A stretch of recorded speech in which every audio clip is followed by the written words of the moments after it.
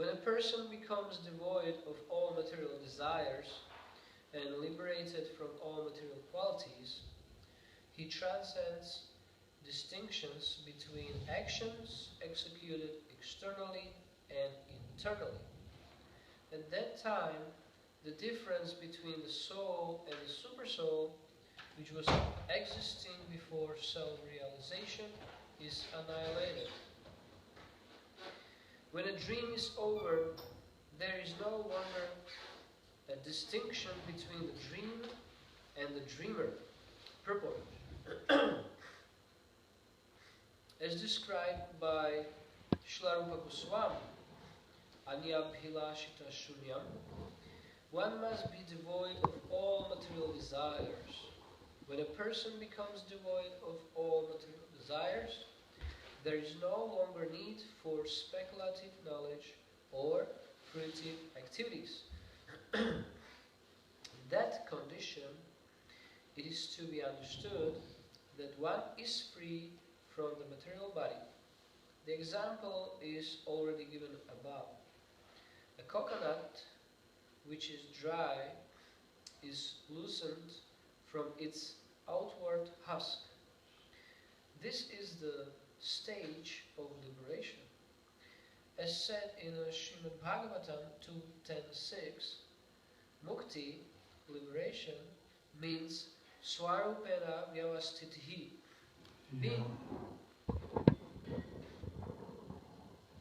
Soul doesn't mix with matter. It's a different energy, it's spiritual. It's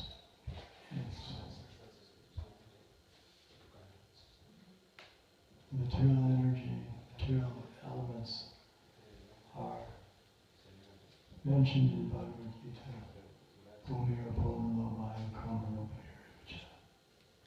Ahamkara. These 8 material energies,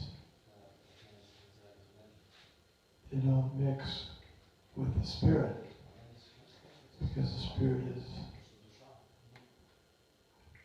a different Paraprakriti. Aparayamitastranyam Prakritim Vidiveparam Jiva Bhutamaho Yedam Tarite Jagat. The spiritual energy is different, so it doesn't mix. It never.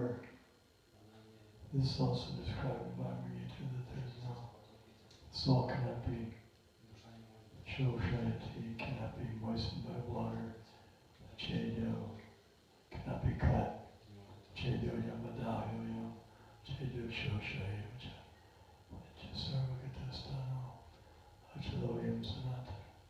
Soul cannot be cut, cannot be moistened, cannot be burned.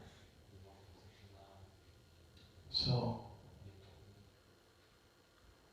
when one becomes self-realized, he really understands that he's the spirit soul inside this body, and he can leave the body.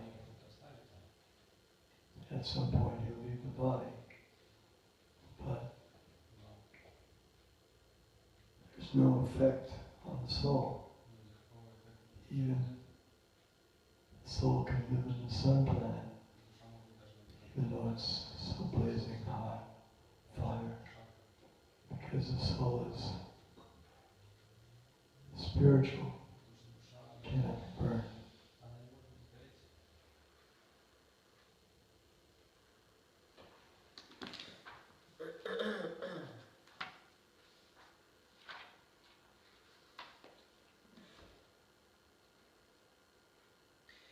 Being situated in one's own constitutional position. All material desires are present as long as one is in the bodily concept of life, but when one realizes that he is an eternal servant of Krishna, his desires are no longer material.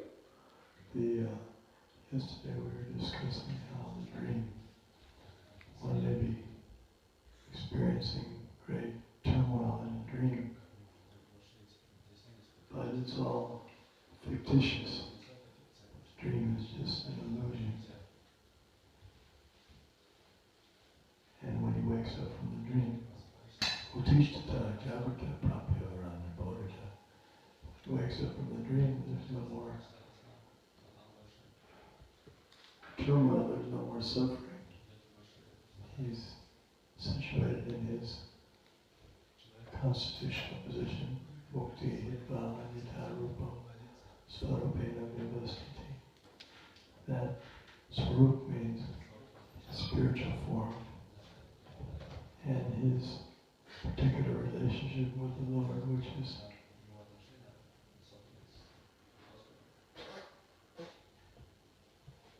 which is his function. You could say that it's Krishna's desire that he engage in particular service. And each of the services in relationship with Krishna is as good as the other. Krishna accepts all the services. He's happy with the calves and the cows, the grass, and the gopis, everybody, because they're all serving him. And they're experiencing their transcendental rasas. 5 direct rasas, 7 indirect rasas.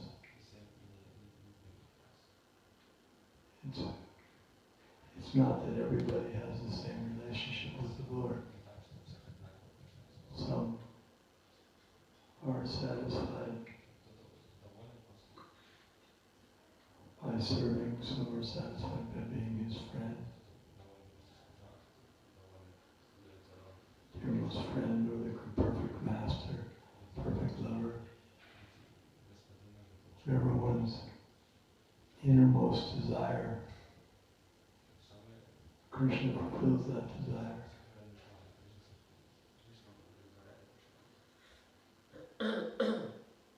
A devotee acts in this consciousness. In other words, when material desires in connection with the body are finished, one is actually liberated. The example is given when a person has a disease. He has activities, but the activities are restricted, limited by the disease. He can't do so many things that he would like to do. But when he's freed from the disease, when he's cured, it's not that he has no activity, but actually real activities begin. Now he can do everything. Similarly, the impersonalists think that when one becomes liberated from the material conception of life, and he does nothing, and he merges and ceases to have his individuality. But that's not the case. The case is that now he's free to do everything. He can, like Narada travels in the material world and also the spiritual world. He's completely free because his body is spiritual, so he can, like the Lord, can perform his pastimes in the spiritual world of the Lord, or on this planet, or any material planet. He comes and goes, Atma Maya, by his own internal potency. He's not forced by the material energy. Similarly, the pure devotee is free. He can go and come as he likes. He doesn't have to be, it's like a diplomat, a highly placed diplomat. When he comes into the immigration, he just has to show his something card, identification. And he doesn't have, he's spared the protocol that ordinary persons have to go through because of his highly placed positions. In the same way, pure devotee can come and go.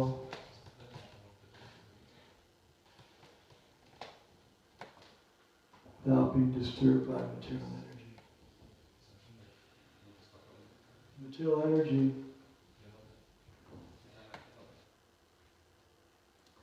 doesn't interfere. She's given instructions to help the devotees, not to hinder them. Just like the police department has nothing to do with the good citizens, except to protect them and serve them. But the police, they have to chastise and punish the criminals. But since the devotees are so highly purified by their devotional service, they're free. They can do everything.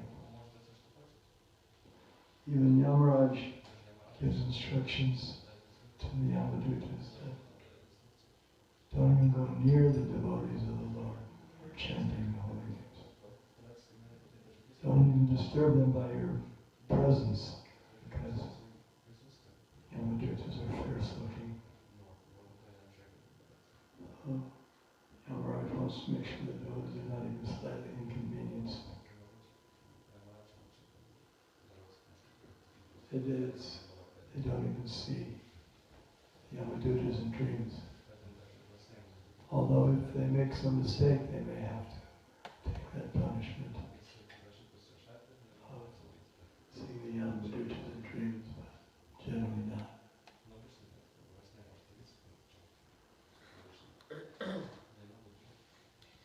When one is liberated from the material qualities, he does not do anything for his personal sense gratification.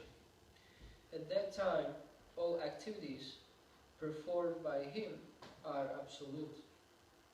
In the conditioned state, there are two kinds of activities. This is called,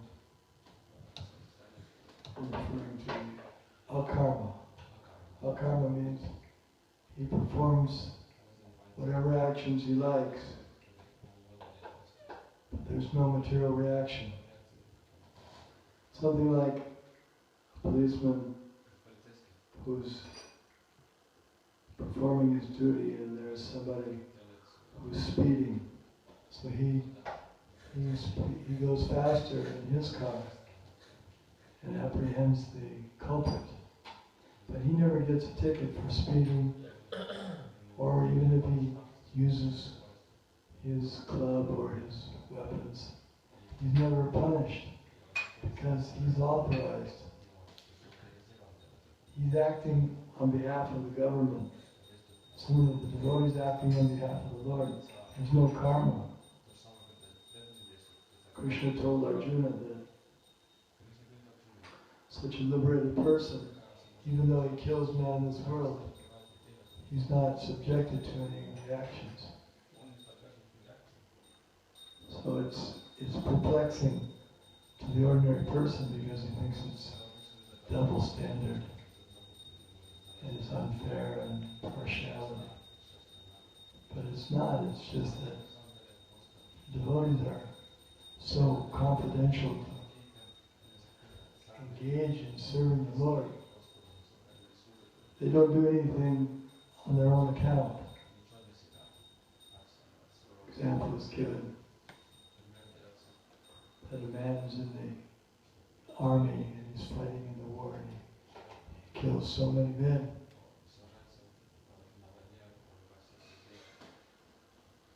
So he gets a reward. It's a gold medal for chivalry. And then after the war's over, he goes back to his home. And he gets angry at one of his neighbors and he kills him. So then he's brought to court. The judge says, what do you have to say for yourself? And he says, Your Honor, when I was in the war, I killed so many men and I was awarded with a gold medal.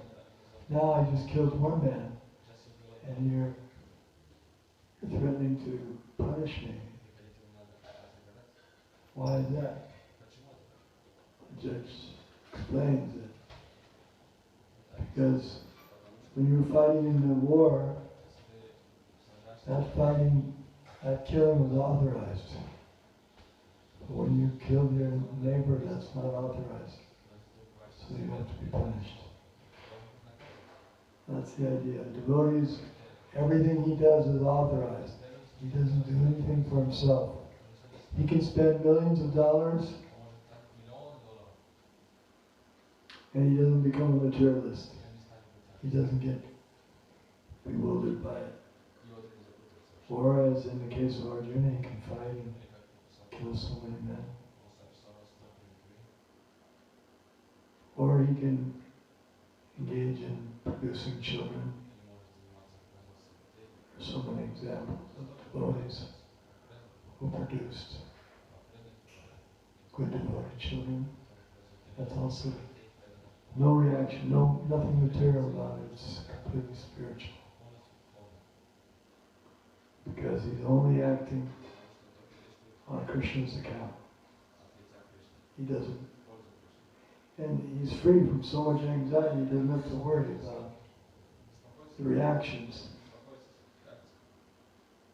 It's like he only eats Krishna prasadam. So people say, what about the disturbance to the plants and vegetables? You say you're not supposed to eat meat, that's okay. But what about the plants and the vegetables? They also have life. But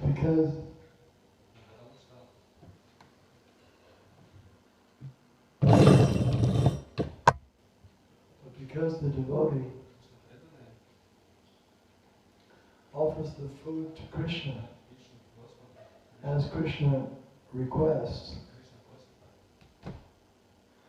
then he's not worried about any kind of reactions because he's carrying out the orders of Krishna. Therefore, if there's any reaction, Krishna takes the reaction because we're eating his remnants. He's the eater, not us. We're just taking the remnants.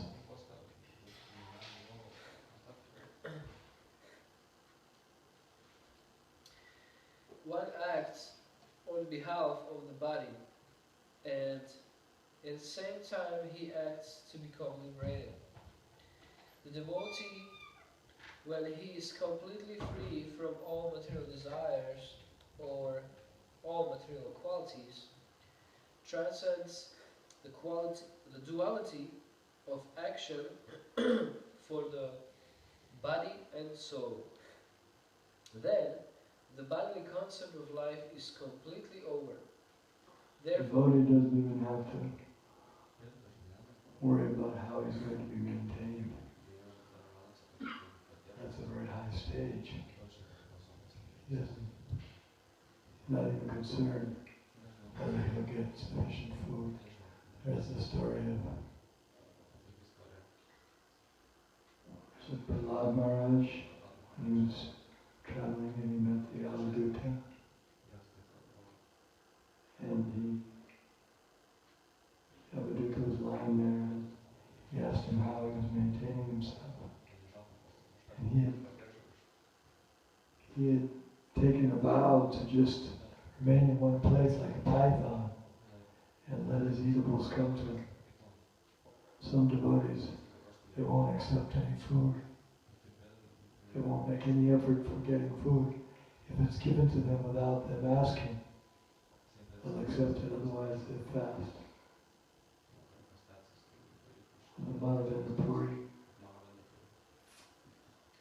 Krishna came to him and said, what kind of, there's no fasting in this village. If anybody fasts, then I bring him milk.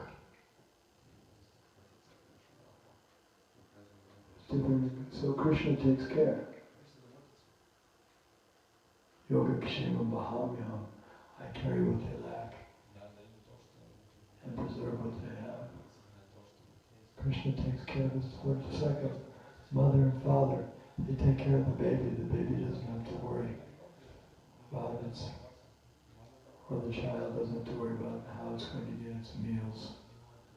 You never hear a child saying, how are we going to get meals next month? know because they know my parents will take care. And Krishna likes that. Just like the parents, they like to take care of their children. It's a loving exchange. It's the burden of love. They have to take care of the child, they have to pay for it. They like it. That's rasa, that's relationship. Vatsalya rasa. Consequently, Vatsalya rasa is the higher stage than thinking of God as one's father, because the child is always taking service from the father. But the father and mother are always giving service to the child. So that's a higher service, higher relationship with God, is to serve Him, like Mother Yashoda and Nanda Maharaj. Therefore, Srila Goswami says, Iha yasya hare nasika naramanasa gira likilasapi avastasu jiva mukta sauchyut. When one is completely fixed in the service of the Lord, he is a liberated person in any condition of life. He is called jiva muktaha, liberated even within this body. In such a liberated condition, there is no distinction between actions for sense gratification and actions for liberation. He shouldn't be criticized for anything, even if he appears to transgress the laws and the rules of the scriptures. He's not actually transgressing. It's like he's so confidential, he's so thick and thin with the Lord. He's getting directions. It's like a spy. A spy is hired by the government. And it's a difficult task because he has to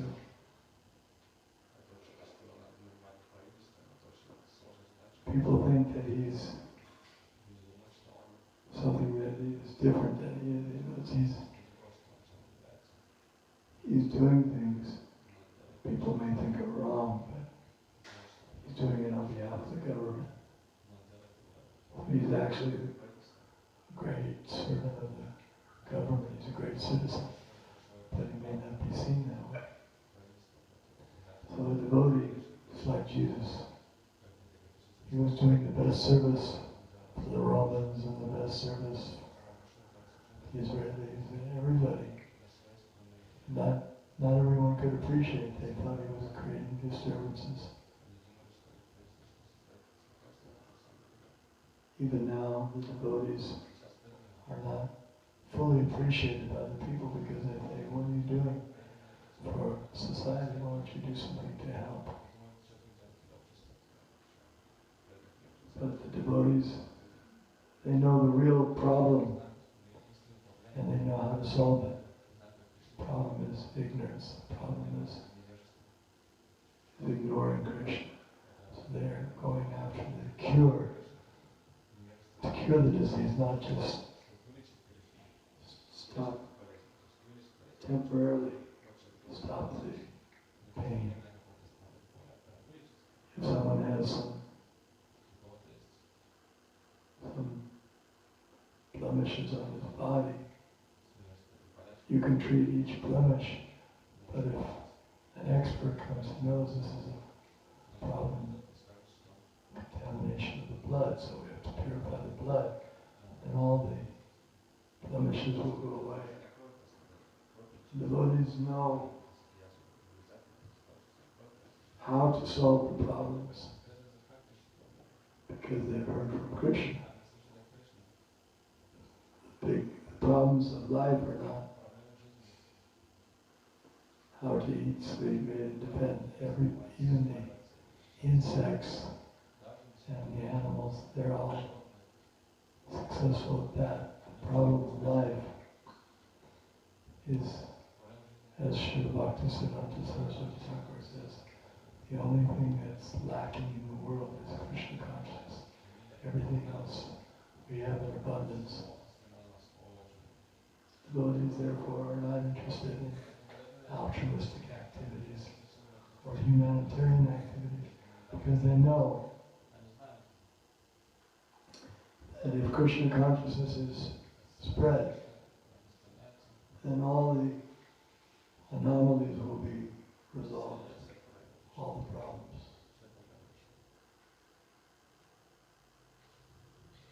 When one is liberated from the desires of sense gratification, he has no longer to suffer the reactions of lamentation or illusion. Activities performed by the karmis and jnanis are subject to lamentation and illusion, but a self-realized liberated person acting only for the Supreme Personality of Godhead experiences known. This is the stage of what? known. Known. N-O-N-E. Yes.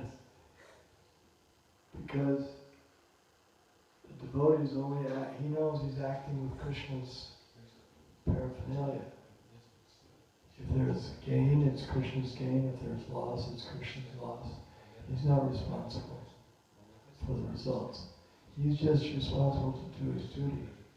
It's like a clerk, a cashier in the bank.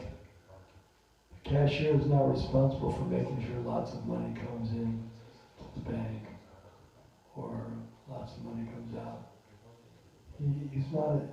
That's not his business. His business is just to account for it accurately. And he doesn't become overjoyed when lots of money comes in one day or another day there's more withdrawals. He's equipoised. Is the bank's gain or the bank's loss? So in the same way, the devotee remains equipoised. He's not elated when there's some gain for him. Of course, a devotee feels happy when there's some Krishna conscious victory. That's natural. But not according to if he gets some more facility for sense gratification. That's not something to be elated about. Nor if it's reduced, is that something to become dejected about. It's like the children. The father gives the children. Each one gives their quota, gets their quota. Ishawasyamidam saram yakicha jigatyam vigatena chaktena bhumjita magudakashasudana. Everyone gets their quota. And the devotee is happy with the quota that he's given by Krishna. And the non-devotees are never happy, they're always shoshati, kanchati, they're always hankering after more, and if they lose something, then they're lamenting. But a devotee doesn't hanker or lament. Brahmabhuta prasanatman shochatina kanchati. Samaksadesha bhuteshu vadbhaktim navadevara. They can achieve the perfection. One has to become detached from the so-called gains and losses of this world. This is the stage of oneness, or merging into the existence of the Supreme Personality Godhead. This means that the individual soul, while keeping his individuality, no longer has separate interests.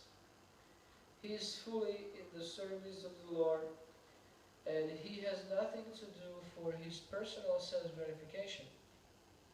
Therefore, he sees only the Supreme Personality Godhead and not himself.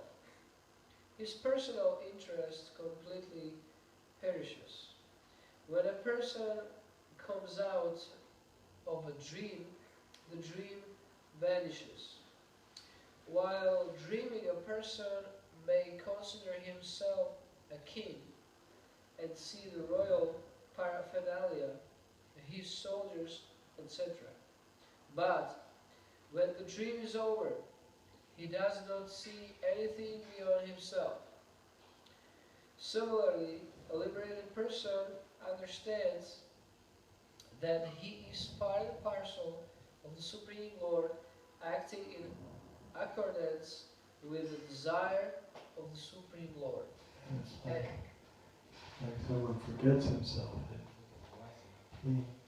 A person becomes so absorbed in working for the betterment of some higher cause that he even neglects his personal needs.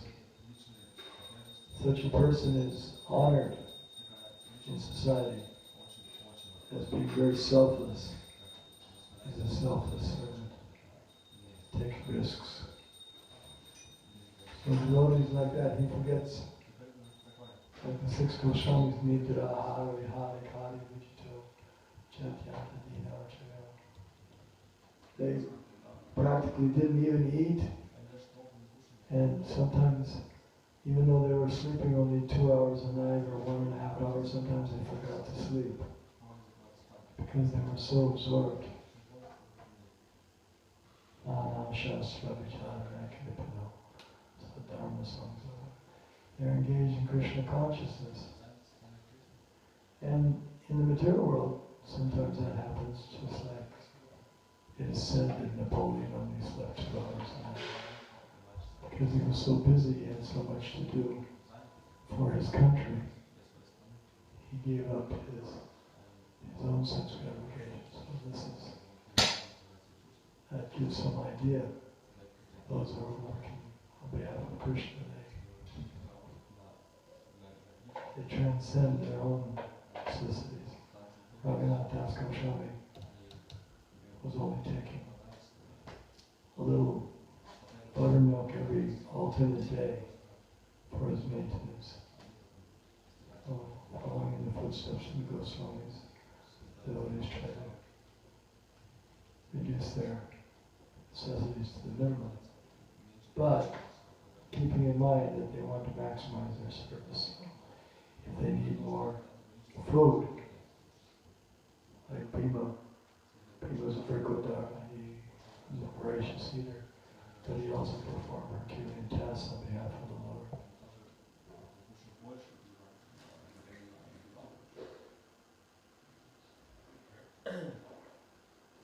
And as such, there is no distinction between himself and the Supreme Lord, although both of them retain their individuality. Nityo Nityana, Chetanas Chetanana. This is the perfect conception of oneness in relation to the super soul and the soul. Yeah, it doesn't mean that they're one, that they lose their individuality, but the devotee is one with the Lord in purpose. So that way he's equal to the Lord, because he's just like the Viceroy. The Viceroy, sometimes when the king is unable to go to a particular place, he sends the Viceroy. But the Viceroy, it's understood, he's a completely sold out man to the government. He doesn't have any personal desires. In that way, the king gives full power of attorney to the Viceroy. The Viceroy can sign treaties or accept gifts or make commitments. And the king will honor them because there's no difference between their one and purpose. Any questions on these points?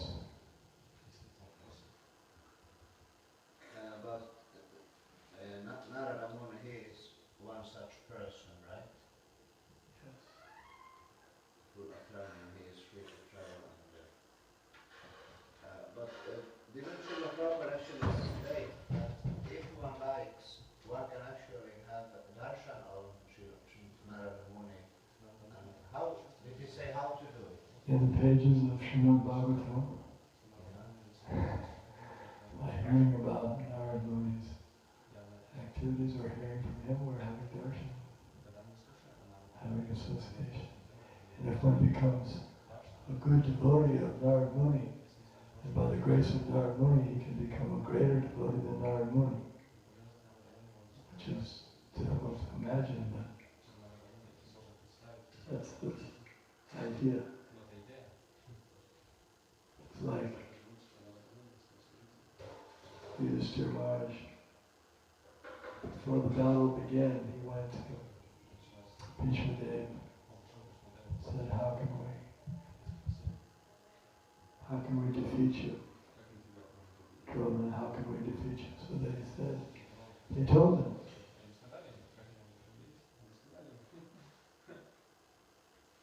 So by their grace, Yudhishthira Maharaj was able to defeat them. So by becoming a good servant of Narada Muni, one can get his blessings to become very powerful. Prabhupada was maybe out of humility, but he was expecting and hoping that his disciples would do more than him. He said, I started in my fag end of life, 70 years old. You're starting young. Therefore you can do much more than me. His blessings.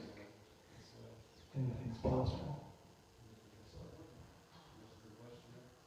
Any other questions?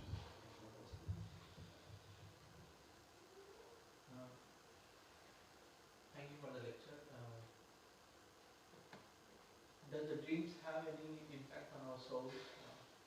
The inner soul, when we sleep, we get the dreams, different dreams. Does it have any impact on our soul?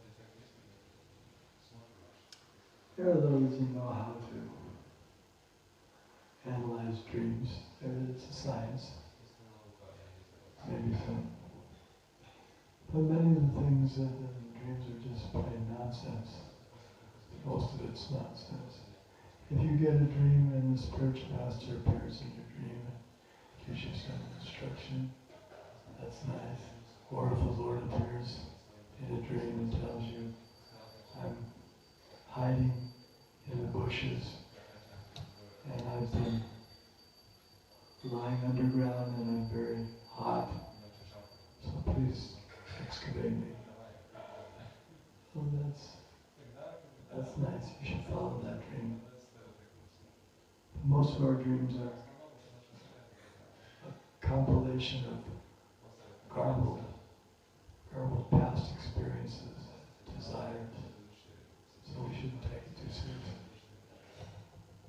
Better to be more concerned with the wakeful state and try to utilize our time not to sleep more, to dream more. Even if we're thinking, well, I can dream about Krishna. It's a lot easier than doing so much service. But you can't control the dreams very well. So the best thing is take it if it's inspiring to you. If it inspires you to serve more, then that's okay. But don't spend too much time thinking about it, because that's not our devotional service to think about our dreams. We should think about Krishna's dreams, or Prabhupada's dreams. He wants to spread Krishna consciousness all over the world. Better we put our energy into that. Good question. We were speaking very much about these personalities like Goswamis and Raghunathas Goswami. They were sleeping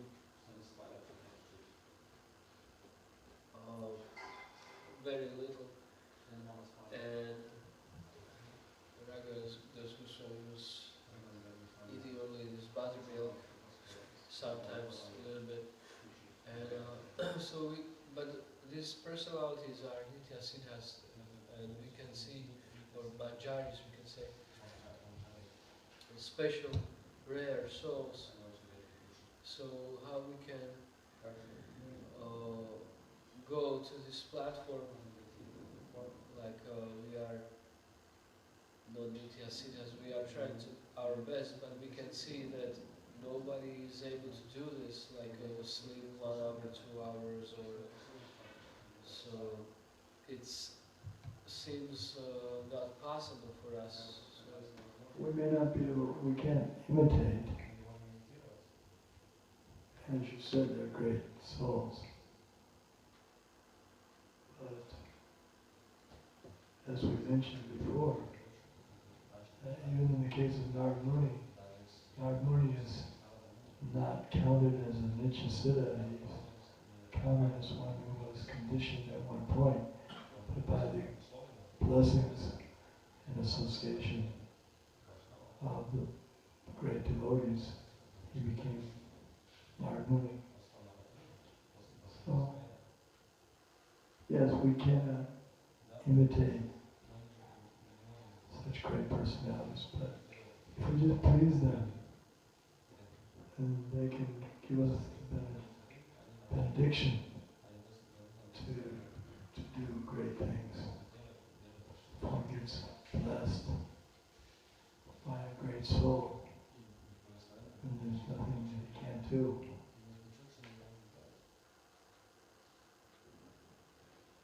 And that's the answer, that we can't imitate. But still, we should try to follow in their footsteps. Anusara, not anukara. Anusara means to follow in the footsteps. Anukara means to imitate. The imitators, they put on a small white cloth, and then they go to Radhakunda and they say, yeah, I'm a Babaji. But they're not on the level. So it becomes imitation.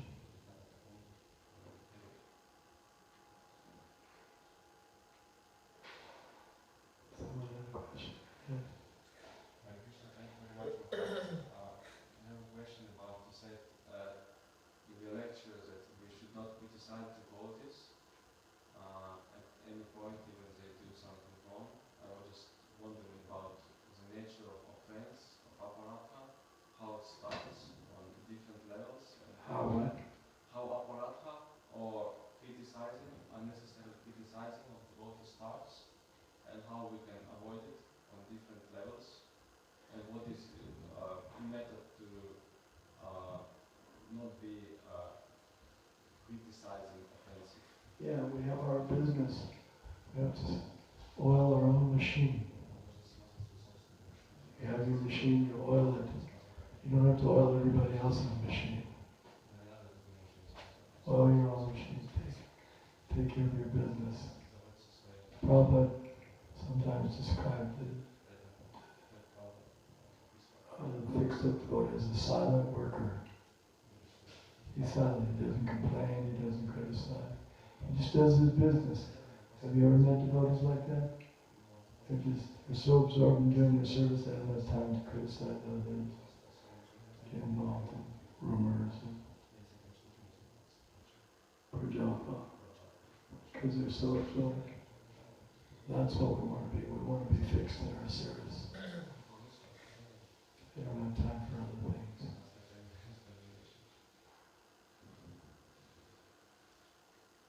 Thank you very much. I have another question. You said about getting blessings of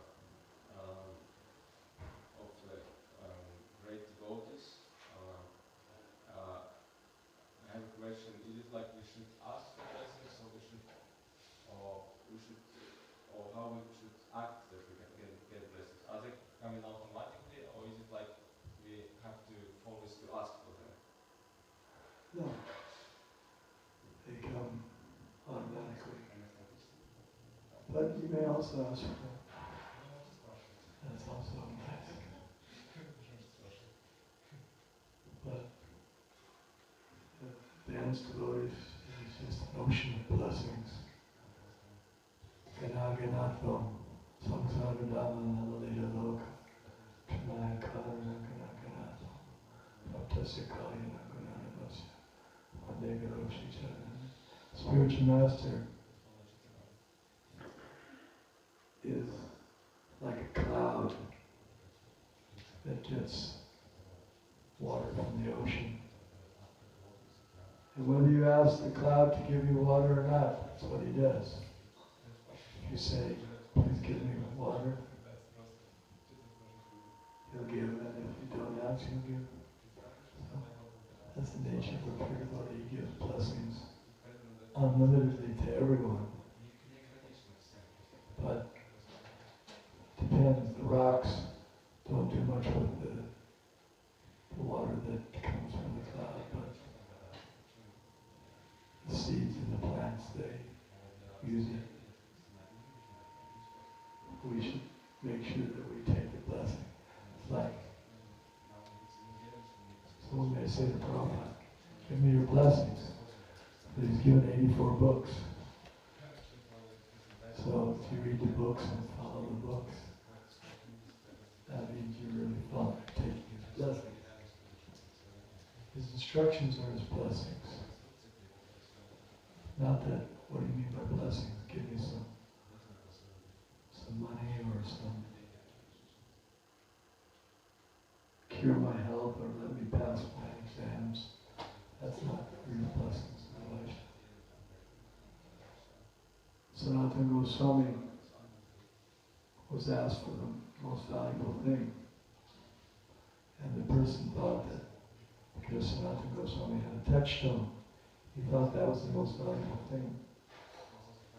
But actually Sanatana had something more valuable, transcendental knowledge of chanting Hare Krishna.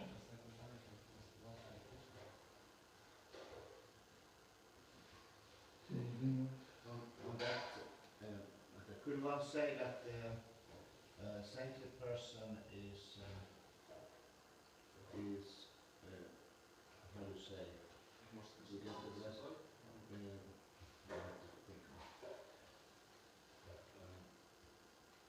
That meeting a saintly person is an opportunity that because the saintly person is dear to Krishna, and by doing something that makes that pure devotee or saintly person happy, so that is the way to have the blessing. Yes, definitely.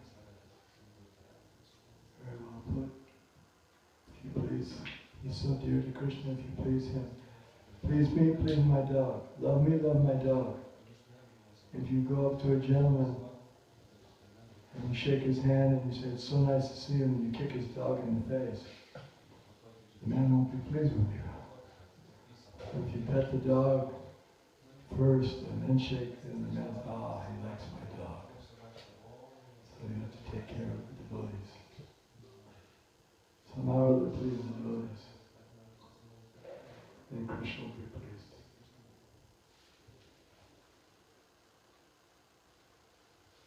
Thank you very much, Maharaj. I have another question. You said that Krishna can appear like in any universe, and like he can perform his leelas in spiritual and material world, and every planet. And I have this, maybe it's not necessary for us, but still I'm curious to ask about like is Krishna appears in this material universe on other planets like upper planetary systems, lower planetary systems.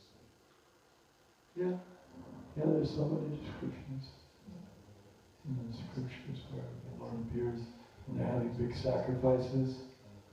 You know, the priests are pouring the ghee in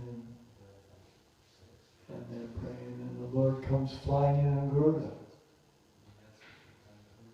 Because that was the process for that age, performing sacrifices or meditation. The Lord appears. Just like Dhruva Maharaj, he was doing his meditation and the Lord appeared before him as Prishnigarva. And not just the heavenly planets, lower planets, Sutala Loka, he goes down there and he acts as a bodyguard for Bali Maharaj. So yeah, the Lord appears all over the different universes, different planets.